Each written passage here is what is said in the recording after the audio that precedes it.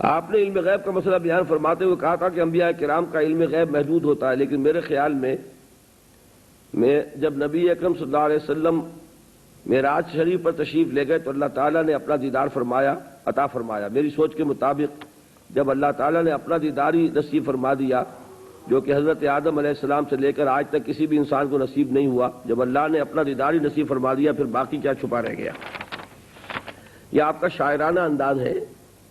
باقی یہ کہ فرشتوں کے وہ بات آپ نے چوتھے رکوع میں سورہ بقرہ کی پڑھی ہوگی، وہ فرشتے جو اللہ سے ہم کلام ہیں اور اللہ سے اتنا قرب رکھتے ہیں، وہ بھی کہتے ہیں سبحانک لا علم لنا الا ما علمتنا، اے اللہ تو پاک ہے، ہمیں کوئی علم حاصل نہیں سوائے اس کے کہ جو علم تو نے ہمیں دے دیا۔ تو یہ معاملہ جو ہے یہ تو سب کا متفق علیہ مسئلہ ہے جو میں آپ سے عرض کر رہا ہوں۔ میں نے بریلوی مکتب فکر کے عالم دین کا حوالہ آپ کو دیا تھا کہ یہ چیز تو لازم ہے کہ جو بھی صفت ہے اللہ کی وہ غیر محدود، وہ ازلی ہے، قدیم ہے اور ذاتی ہے۔ جو صفت بھی ہے غیر اللہ کی کس باشد وہ محدود بھی ہے اور وہ حادث ہے اور وہ عطائی ہے۔ تو یہ چیز تو سب کی مانی ہوئی ہے۔ محمد انعام خان صاحب ہیں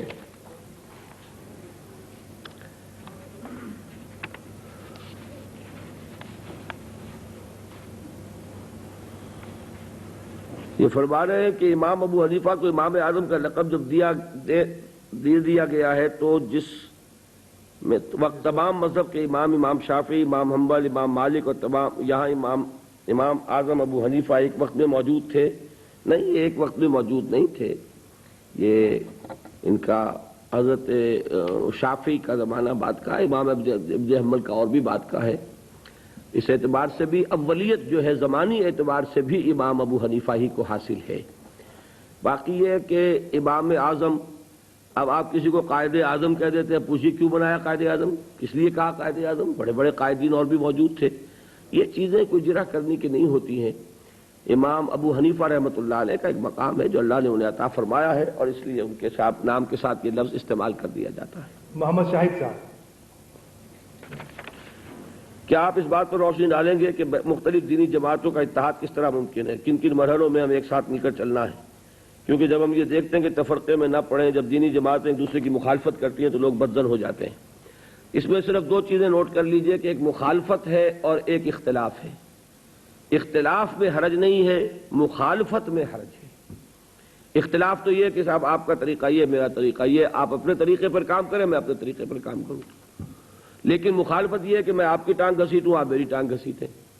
مخالفت سے بچیں اور اختلاف کو ایک حد کے اندر رکھیں تو اختلاف کے اندر کوئی حرج نہیں۔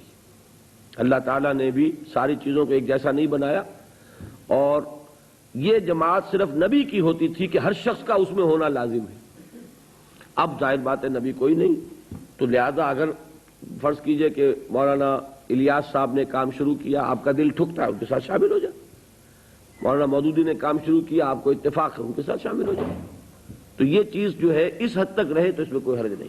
منظور حسن صاحب،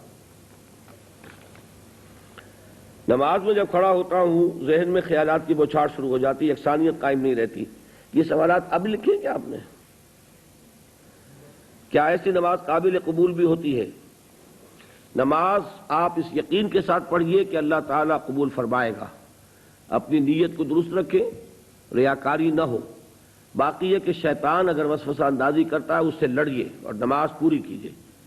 نماز آپ نے پوری کی، یہی اس کی قبولیت کی دلیل ہے کہ آپ نے اس کو بیچ میں چھوڑا نہیں۔ باقی یہ ہے کہ خیالات کا آنا جو ہے اس کا سبب یہ ہے کہ ہماری عام طور پر جو سوچ جو ہے وہ ساری دنیا ہی کے بارے میں رہتی ہے، دین کے بارے میں ہم سوچتے ہی نہیں۔ تو نماز میں بھی وہی سوچ آ کر ہمارے اوپر مسلط ہو جاتی ہے۔ علاج یہ ہے کہ آپ زیادہ اپنے اوپر دین کی فکر اور دین کی سوچ کو غالب کریں، تو اسی کی انشاءاللہ تعالی ریفلیکشن نماز میں بھی ہوگی۔ یہ بینک کے بارے میں کہہ رہے ہیں کہ قرضہ مجبوری سے بھی لینا پڑتا ہے، کیا اس صورت میں بھی آدمی گناہ میں ملوث ہو جاتا ہے؟ دیکھیے مجبوری جو ہے، سود کا کہہ رہے ہیں، مجبوری کے بھی درجے ہوتے ہیں۔ ایک مجبوری تو یہ ہے کہ مجھے بہت اعلیٰ سوٹ بنوانا ہے، اس کے لیے پیسہ نہیں ہے۔ ایک مجبوری یہ ہے کہ تن ڈھانپنے کو کپڑا نہیں ہے، کوئی کپڑا اس کے لیے لینا ہے، تو یہ بڑا فرق ہے۔ شریعت میں حرام کی اجازت ہے کھانے کی اس حال میں کہ جان پر بن گئی ہو۔ کوئی شخص بھوکا مر رہا ہے، وہ مردار بھی کھا سکتا ہے، سور بھی کھا سکتا ہے، وہ سب چیز کھا سکتا ہے جان بچانے کی حد تک، اس سے زائد نہیں۔ اسی طریقے سے کوئی شخص اتنا مجبور ہو گیا ہے کہ جان پر بن گئی ہے، تو اگر وہ کوئی ایسا کام کر لیتا ہے تو اللہ تعالیٰ معاف فرما دے گا۔ لیکن یہ نہیں ہے کہ ہم اعلیٰ ترین بنگلہ بنوانا ہے، اس کے لیے ہم نے قرض لیا، کیا کریں جی مجبوری ہے، یہ مجبوری نہیں۔ عزیز الرحمان صاحب